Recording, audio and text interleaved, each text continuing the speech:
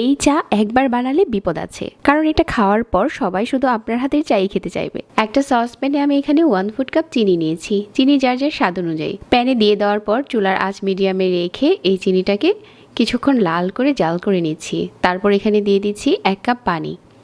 পানিটা ফুটে যাওয়ার পর এখানে দিয়ে দিচ্ছি লিগার।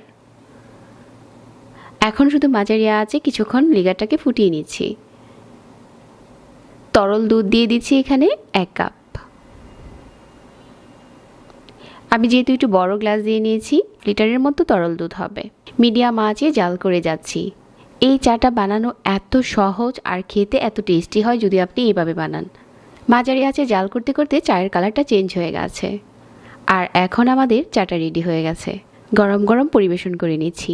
শীতের সন্ধ্যায় যাদের চা ছাড়া চলেই না, চাইলে ঝটপট এই চাটা বানাতে পারেন। আজকের চাটা খেতে দারুণ হয়েছিল। চায়ের সহজ রেসিপি ভালো লাগলে